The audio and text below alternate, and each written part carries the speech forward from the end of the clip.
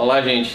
Meu nome é André Luiz, sou colaborador do IRPA e estamos aqui para mais uma videoaula do projeto Bahia Produtiva, aditiva emergencial à terra à distância, com o tema Principais doenças de caprinos e ovinos.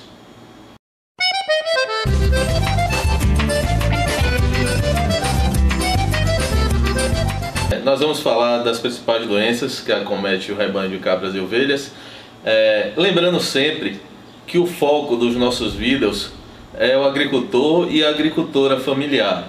Então nós iremos usar uma linguagem de fácil acesso, muito simples, tentando simplificar ao máximo, né, no que diz respeito aos termos usados para definir algumas doenças e sintomas delas nos animais, certo?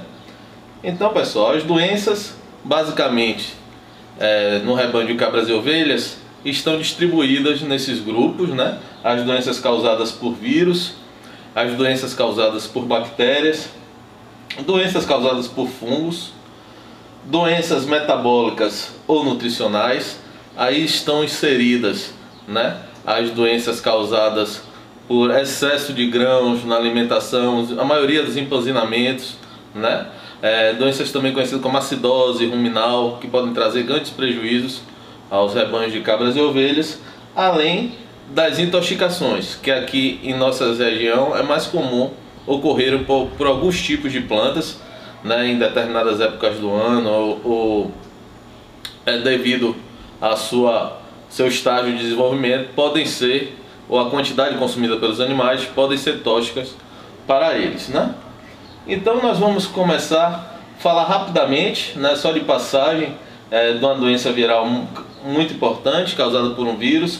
Inclusive nós temos um vídeo que fala só dela, está no nosso canal do IRPA no YouTube, né? Quem quiser aprofundar mais sobre a raiva, né, que é uma zoonose causada por um vírus, é uma doença 100% fatal nos animais depois que os sintomas começam a aparecer, né? É uma doença que não tem tratamento, né? É uma zoonose, ou seja, pode ser transmitida pelo homem, e sua principal forma de controle se dá através da vacinação. Vacinação essa que deve se repetir a cada 11 meses, né, em todo o rebanho.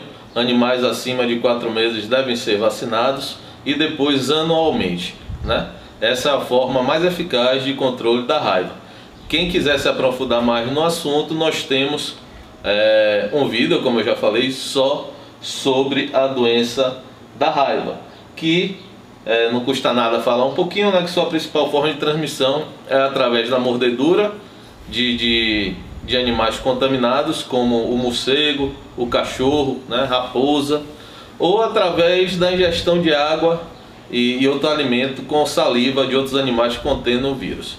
Então, o mais importante é frisar que é uma doença letal. Os animais que a adquirem não se curam, vão a óbito, e pode ser transmitida para o homem. Então, muito cuidado com a raiva.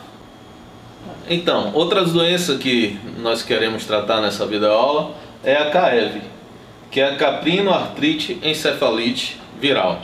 Daí vem a sigla CAEV, né? É uma doença causada por um vírus, um lentivírus, né? É da mesma família do vírus que causa a HIV no homem, que causa a anemia infecciosa equina nos cavalos. Então é um vírus que o gênero dele já diz, é um vírus que ele vai debilitando o animal lentamente, né? É uma doença que preocupa porque ela está se espalhando muito, principalmente nos rebanhos leiteiros, né? E ela tem sido motivo de grande preocupação, justamente porque está se disseminando com pouco controle, né? Os criatórios hoje não fazem tanto o exame de CAI, apesar de ser exigido nas exposições, né? Animais com mais de 6 meses para entrar nos parques de exposição, nos eventos agropecuários, os caprinos, né, tem que ter o exame sorológico negativo para essa doença, né? Então, ela pode acometer os animais de 4 maneiras, né? uma forma articular, que é característica por um aumento da articulação, principalmente do joelho, mais comum no joelho, né? Os animais sentem muita dor, a articulação aumenta de tamanho, com isso eles têm dificuldade de se locomover, né? Então o animal com dor caminha menos, se alimenta menos, né? Perde produção.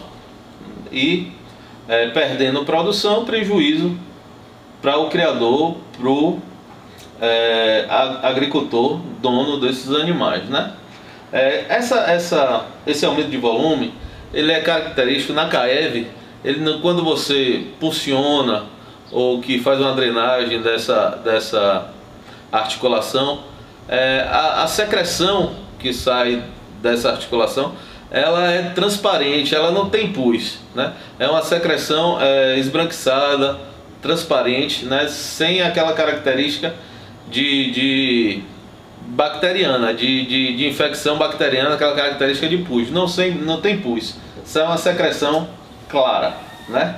Outra forma comum em animais mais jovens é a forma nervosa ou encefálica, né? Essa forma da CAEV, ela atinge mais cabritos, né? Entre 3 meses a 5 meses de idade, 6 meses de idade, né? É uma forma, o cabrito apresenta perda de controle motor, ele fica rodando, cai decúbito, né? Aquela posição de opistótomo olhando para cima, né? Não se alimenta e a maioria vai a óbito, ou seja, morre, né? Outra forma muito comum nos rebanhos leiteiros da CAEV é a forma mamária, né? Se caracteriza por uma mastite subclínica, ou seja, uma mastite que você não consegue observar pelo teste da caneca telada. O úbere muitas vezes não esquenta, como é comum nas mastite clínica, né? E o que fica mais evidente é a queda da produção dessa matriz, né? O animal começa a produzir menos no próximo parto, no próximo período de lactação. Há uma queda, o úbere, o teto vai fibrosando, vai perdendo tecido mamário, né? E geralmente você só consegue ter a certeza fazendo um exame sorológico de sangue para CAEV. E a outra forma, que também é comum de se apresentar desse vírus, né, é a forma pulmonar. Ele também pode acometer os pulmões dos animais, né? Ele se torna uma broncopneumonia crônica. Aquele animal que sempre está com tosse, sempre tem catarro. Você trata, às vezes aplica antibiótico, faz um tratamento natural, isola aquele animal, ele passa 1, 2 meses bom, depois retorna de novo a broncopneumonia, aquele catarro com perda de peso, né? E o animal vai evoluindo, cada vez piora um pouquinho até que vai a óbito. Mas como eu disse, é uma doença que ela pode ser lento o curso dela. Não é aquela doença que mata imediatamente. Pode levar a óbito, dependendo da imunidade do animal. Mas geralmente ela tem um período longo que fica acometendo o animal, né? Então como é que a gente faz o diagnóstico dessa doença?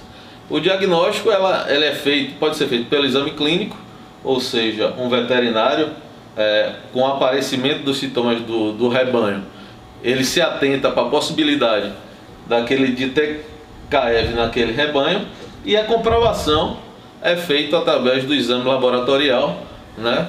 Coletando o sangue desses animais e fazendo o exame sorológico, né? Como é que a gente previne da CAEV? Né? Primeiro fazendo o teste, né? Se tem a dúvida, se tem a possibilidade dessa doença estar no rebanho, né, é muito importante se fazer a sorologia, tirar o sangue dos animais, mandar para o laboratório e identificar os animais positivos, né? Esses animais positivos, eles devem ser isolados, né, e abatidos, né? Aí tem a pergunta: André, os animais com CAEV pode ser consumido pelo homem, pode ser abatido para consumo da população? Veja bem, a CAEV é uma doença espécie específica. O que é isso? O vírus da GAI, ela só acomete cabras e bodes, né? Então ela só acomete caprinos. Ela não tem casos na literatura de homens ou de outra espécie que tenha pego esse vírus. Porém, todo animal que vem com histórico de alguma doença, né, ele só deve ser consumido pelo homem se for abatido mediante a inspeção de um médico veterinário, né, em um abatedouro ou um frigorífico, um matadouro que tenha inspeção de um médico veterinário para a segurança, né, daquele produto que vai para a mesa das famílias, né? Então, dessa forma você deve isolar os animais positivos depois que fizer o exame, né? Realizar periodicamente o exame até que não tenha mais casos positivos de CAEV no rebanho, né? A principal forma de transmissão entre os animais é via colostro, né? Então, os animais que são positivos para CAEV, os cabritos não podem mamar na mãe. Isso é um problema para o controle dessa doença, porque os partos têm que ser assistidos, né? Assim que o cabrito cair no chão, tem que ter alguém para pegar esse cabrito e tirar, para que ele não vá mamar o colostro na mãe, porque se ele mamar o colostro, ele já pode pegar a doença. Então esse colostro deve ser pasteurizado, né? Ou seja, aquecido a 56 graus por 30 minutos, é a pasteurização lenta, né? E o leite depois também deve ser pasteurizado a 65 graus por 30 minutos, para que mate o vírus e aí você forneça esse leite ou esse colostro às crias, né? Então é uma doença que não existe vacina, né? Nós ainda não temos vacina para a CAEV, né? Então o melhor remédio ainda é a prevenção e testar animais que vão ser comprados, vão ser trazidos de fora para dentro do rebanho. Muito cuidado com criadores que estão fazendo promoções de cabras de leite com mais idade. São grandes produtoras, mas sempre desconfie. Essa doença tem que ser testada antes de adquirir qualquer animal, principalmente de característica leiteira. E outra coisa é que não há tratamento curativo, né?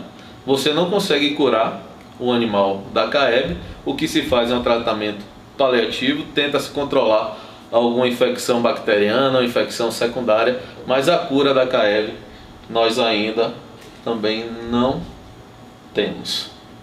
Outra doença muito comum aqui em nossa região, que acomete muitos rebanhos, tanto de cabra quanto de ovelhas, é o ectima contagioso, também conhecido como boqueira, né? É uma doença causada por um vírus, um termo técnico é um poxvírus dermatotrófico, ou seja, ele gosta de tecidos da derme, de pele, né? Ele acomete principalmente regiões de mucosa, boca, nariz, né, dos animais jovens, né? No caso as matrizes, também é comum acontecer no úbere, porque os animais infectados com a boca com boqueira, eles vão mamar no úbere da cabra e ali causa alguma lesão e passa o vírus, e também acontece de acometer o úbere das matrizes, né? É uma zoonose também, é uma doença que pode ser transmitida para o homem, principalmente quem manipula, quem ordenha as cabras, que às vezes alguma cabra está com boqueira e o ordenador não tem uma higiene muito adequada, pode pegar essa doença, né? E também fica caracterizada por essas feridas, essas cascas nas regiões da boca, da mucosa. No homem, quando acontece, é mais comum nas mãos, né? Ela geralmente é uma doença que tem seu curso de 3 a 4 semanas, e o animal muitas vezes se cura sozinho dessa doença. Porém, se acontecer de alguma ferida, ou a mosca colocar ovos e causar uma miíase, uma bicheira, né, chamada, ou acontecer alguma infecção secundária por bactéria, ou a lesão ser muito extensa que impeça o animal de mamar, de se alimentar, ela pode trazer consequências graves e até a morte do animal, né? O tratamento da boqueira consiste em retirar essas cascas com algodão, né, ou gaze com solução de iodo a 10% ou o iodo natural também serve para isso, né? E retirar e passar essa solução de iodo para fazer uma cauterização química nesse local da lesão, né? Se a lesão for muito grande, né, a gente aconselha a não fazer toda de vez, porque o animal pode parar de se alimentar devido à inflamação e à dor que vai causar tirar essas cascas desses locais sensíveis, né, como boca e focinho do animal. Então um dia você faz de uma parte, espera 1, 2 dias e aí faz da outra parte, colocando iodo. Geralmente os animais se curam sem maiores complicações da boqueira, né? Aqui só a nível de curiosidade, que é uma doença que a gente está conseguindo controlar aqui no estado da Bahia, né, que é a febre aftosa, que ela também é uma doença causada por vírus, né, e que ela é característica em animais biungulados. O que é animais biungulados? Animais que têm 2 unhas, têm 2 dedos, né? No caso, o boi, o carneiro, a cabra e o porco são os animais mais comuns de ser acometidos pela aftosa. Aqui no estado da Bahia e no Brasil só é obrigado a vacinação dos bovinos. Os caprinos e ovinos ficam como animais sentinelas. O que é isso?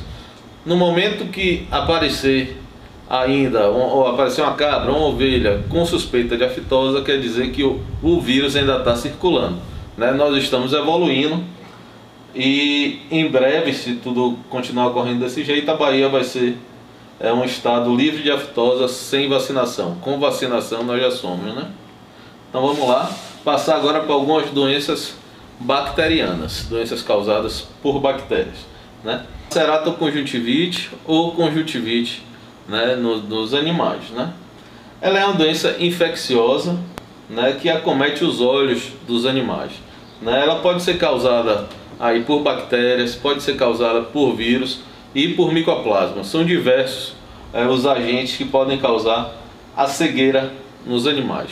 Aqui o mais importante para o agricultor é se atentar na época que ela acontece com mais frequência, que é justamente nos meses de agosto, setembro, né, que são os meses que está mais seco, tem mais poeira no ar e é o mês que tem mais vento aqui na região.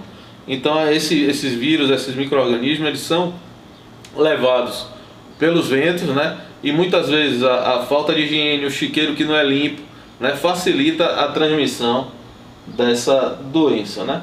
Insetos também, o controle de moscas. A mosca pode ir de um olho de um animal que está infectado por um animal sadio e levar o agente causador da ceratoconjuntivite.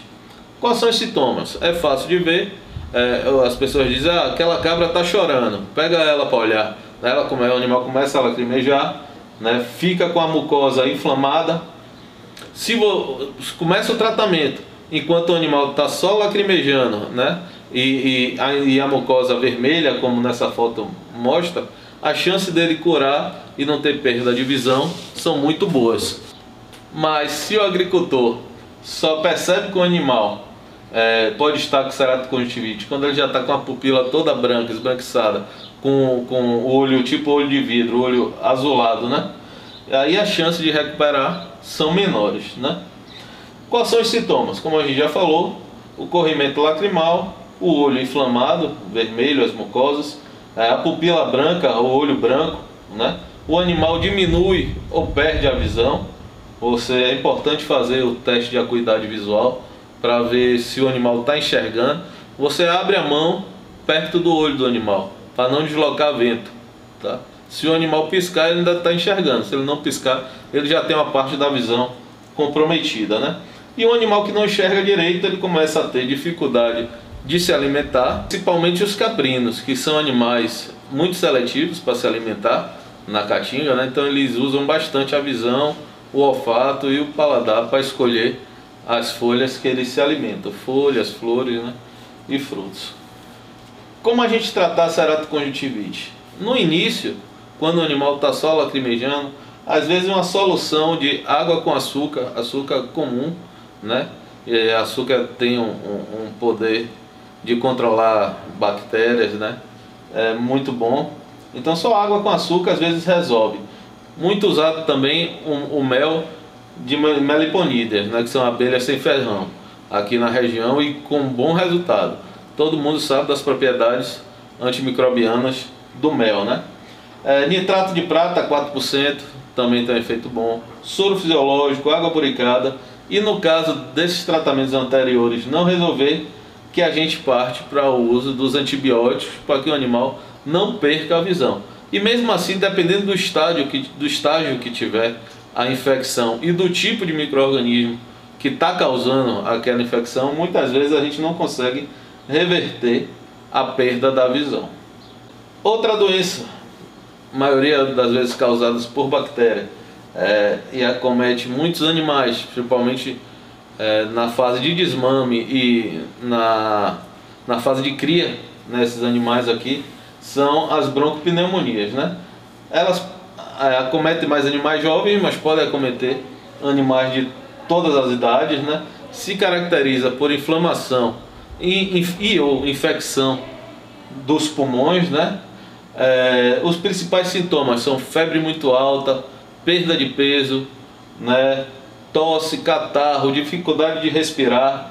Com essa dificuldade de respirar, os animais muitas vezes se colocam numa postura de pescoço estendido, como quem está buscando o ar, né? Pelos arrepiados, diminuição do apetite, né? Os animais que apresentam broncopneumonia geralmente ficam atrasados no crescimento em relação ao resto do rebanho de sua idade, né? Tristeza, e às vezes no exame clínico também a gente percebe o que a gente chama de estertores pulmonares, os ruídos do pulmão devido às secreções no pulmão, né? A prevenção, ela está baseada muito na qualidade das instalações, né? Dos animais não tomarem chuva durante a noite, proteção contra ventos e chuvas, né? Fazer desinfecção, limpeza e desinfecção do aprisco, para que ali não se torne um meio de proliferação de bactérias. Se algum animal apresentar sintoma, né, o isolamento e levar para uma área de tratamento, enfermaria, ou um local na propriedade designado para o tratamento de animais doentes, é muito importante também. E outra coisa é separar os animais sempre por faixa etária, né? Então, cabras matrizes adultas não tem que estar junto de marrães, não tem que estar junto de cabritas, né? de cabritos. Então, a faixa etária é separar os animais, se não puder durante o período que os animais estão no campo, separar, mas quando vier para o aprisco, para o chiqueiro, para passar a noite, é muito importante essa separação por idade, porque muitas doenças que os animais adultos já são resistentes, os animais mais novos, em fase de desmame, não tem essa proteção ainda, né? E, como sempre, a principal medida é isolar os doentes. Eu costumo sempre falar nas reuniões que a gente faz com a turma, se o agricultor, se o criador percebeu que o animal está doente, tirar ele do meio de rebanho, tirar do meio dos outros, ele já deu um passo importantíssimo, muitas vezes mais importantes até do que chamar um veterinário para olhar o animal que está doente, né? Porque ali ele já pode ter isolado a doença, evitar que transmita para o resto do rebanho. Então, separar sempre animal que está diferente do resto do rebanho. Essa é uma dica muito importante, tá? Como é que a gente faz o diagnóstico que o animal está com broncopneumonia? O diagnóstico pode ser clínico, a gente percebendo todos aqueles sintomas que a gente falou anteriormente. Aqui está uma foto de animal muito característico, né? A secreção nasal, né? A cabeça bem inchada, a secreção nasal, tosse, né? Então o diagnóstico pode ser clínico, né? Ou laboratorial, com isolamento de bactérias e micro-organismos que causam essa infecção. Como é que tratamos a broncopneumonia? Pode ser feito tratamento natural utilizando a infusão da casca do umbuzeiro. Aqui, quando a infecção está no início, a gente tem um bom resultado utilizando a casca do umbuzeiro, a infusão da casca do umbuzeiro durante 5 dias seguidos, né? A gente consegue controlar essa doença. Lembrando sempre, quando a gente fala de casca, quando a gente fala de entrecasca de plantas da caatinga, ter o cuidado de como você vai adquirir esse material, para não colocar em risco a vida da planta, nem a espécies que já estão também sendo quase em extinção ou correndo risco de diminuir muito sua população aqui na Caatinga, né?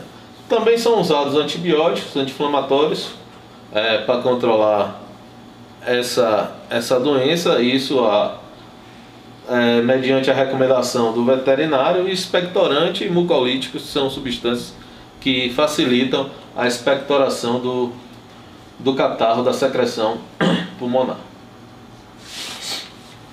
Outra doença que pode ser causada por bactéria também são as pododermatite ou podridão dos cascos, né? É uma doença muito contagiosa, né? E ela se apresenta em qualquer tipo, qualquer sistema de criação. Claro que ela é mais comum em sistemas de criação em que o animal fica direto no chão e nos períodos de chuva, né? Que o chão está molhado, que cria muita lama no aprisco, que devido a essa umidade, os cascos eles tendem a amolecer, ficarem mais moles, mais sensíveis. Então fica mais fácil eles serem agredidos por um espinho entrar no casco e ser a porta de entrada de bactérias para causar essas inflamações e infecções no casco, serem porta de entrada dessa doença, né? Então, os sintomas mais comuns da pododermatite é a manqueira. O animal sente o casco, então ele não fixa direito o pé no chão, ele claudica, né? Ele manca, né? Então pode acontecer a manqueira, o apodrecimento do casco, né? É muito comum quando você pega para limpar um casco de animal que está mancando, aquele cheiro forte de material podre, né? A dificuldade de locomoção, pois o animal está com o casco doente, né? Ele não anda direito. Então é o sintoma clássico da pododermatite ou podridão do casco, né? Como é que a gente previne e trata? Para prevenir, a gente tem que evitar chiqueiro e pastos alagados, com muita água e lama que favoreçam esse amolecimento do casco, que facilita a perfuração de objetos estranhos como porta de entrada para levar micro-organismo para causar essa infecção, né? Outra forma de prevenção é o casqueamento periódico.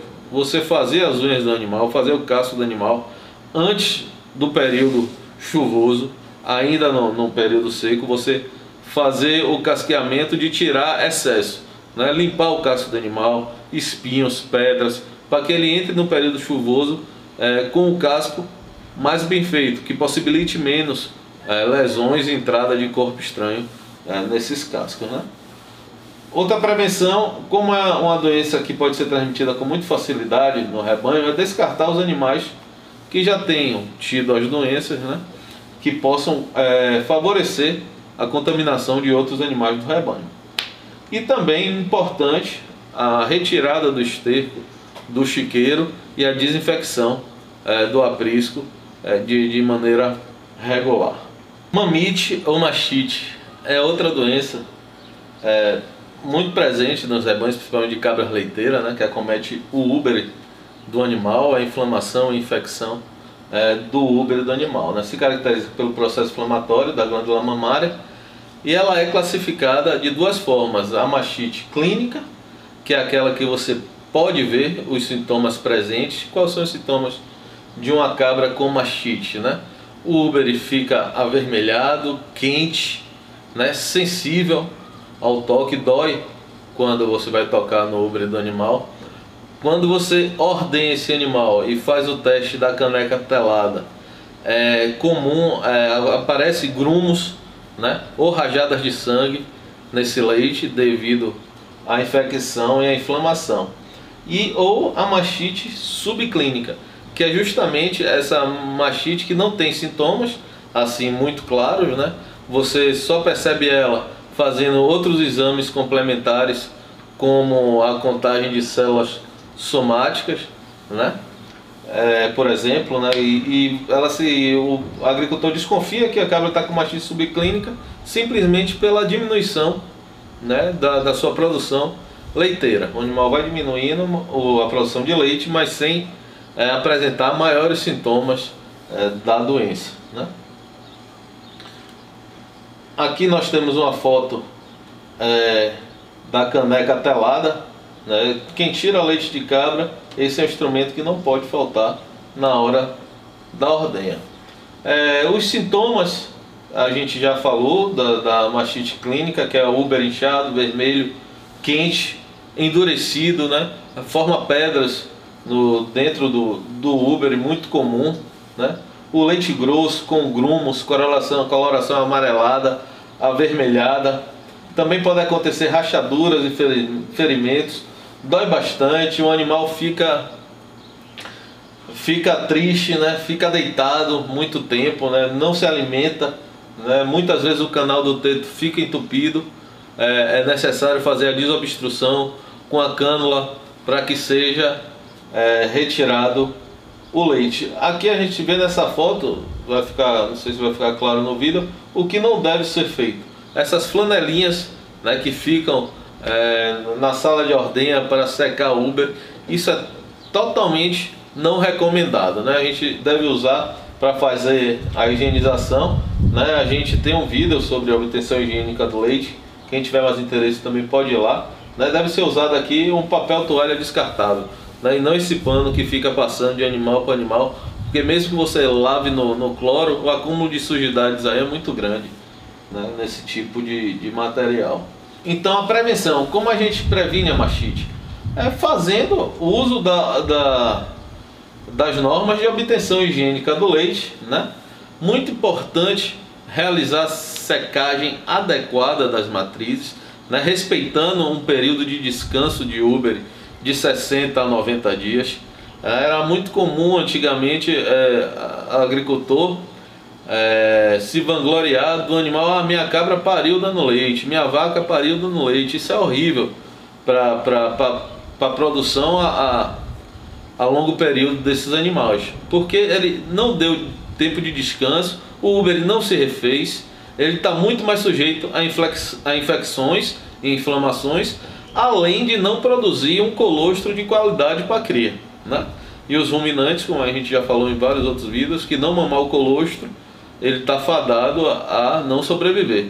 Então é muito importante esse período de descanso, essa secagem adequada, né, da matriz da cabra produtora de leite, né?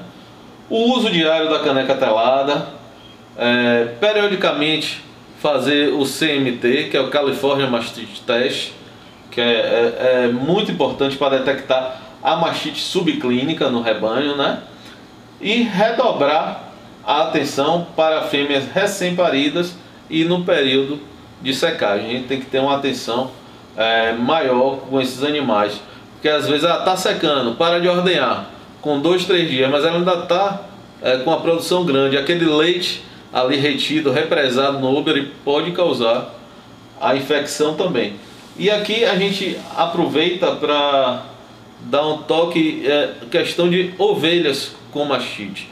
A gente não tem muito hábito de ordenhar, de tirar o leite de ovelhas aqui na região, mas ovelhas, principalmente da raça santenês, que são excelentes mães, né, produtoras de leite. Às vezes uma ovelha pare um borrego só, uma ovelha boa de leite, e ela fica com leite represado ali. Então, como a gente não tem o hábito de ordenhar, de pegar no úbere de ovelha para verificar se está com mastite ou não, um dos sintomas que a gente observa é a manqueira. O animal começa a mancar, né? Quando você vê uma ovelha mancando, que não está recém-parida, olhou casco, olhou perna, não viu problema, não esquece de verificar o úbere não, que ela pode estar com uma mastite.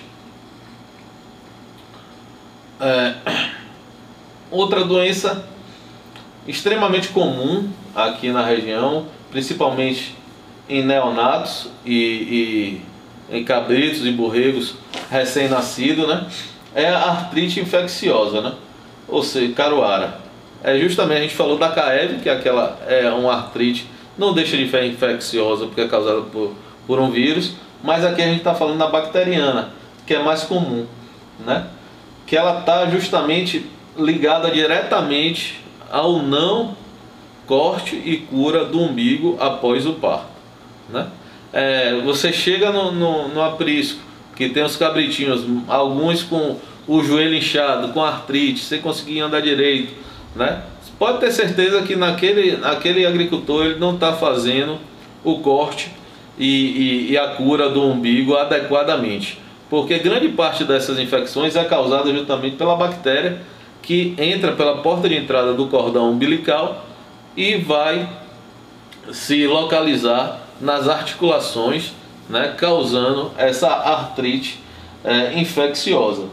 Os principais sintomas, como a gente já falou, né, é a manqueira, o animal está com uma infecção na articulação, dói muito, febre, o animal paralisa, paralisia de um ou mais membros, pode acontecer só no joelho, como pode acontecer em várias articulações, né? A prevenção, a principal prevenção é o acompanhamento do parto. Assim que a matriz reconhecer o cabrito, o borrego como seu, fazer e mamar o colostro, fazer o corte e a cura desse umbigo e continuar fazendo a desinfecção até que o umbigo seque direitinho, né? O tratamento dos animais com artrite séptica, o caroaro, muitas vezes consiste na drenagem, né, em você cortar o local que está com um inchaço, com aumento de volume na articulação, fazer a drenagem dessa secreção purulenta e fazer a desinfecção com substâncias como o iodo, né? E fazer o uso de antibióticos para controlar a infecção. Finalizamos então mais essa videoaula tratando de algumas doenças dos rebanhos de cabras e ovelhas, né? E lembrando que para dúvidas, né, questionamento ou trocas de ideia, a gente está sempre ligado no canal do IRPA no YouTube. Então podem escrever que a gente procura manter contato e responder a todos, né? Abraço e até a próxima. Até a Distância é uma adaptação das atividades de assistência técnica e extensão rural do Bahia Produtiva. Projeto do Governo do Estado da Bahia por meio da Secretaria de Desenvolvimento Rural do Estado da Bahia. Executado pela CAR, Companhia de Desenvolvimento e Ação Regional, com recursos provenientes de acordo de empréstimo com o Banco Mundial.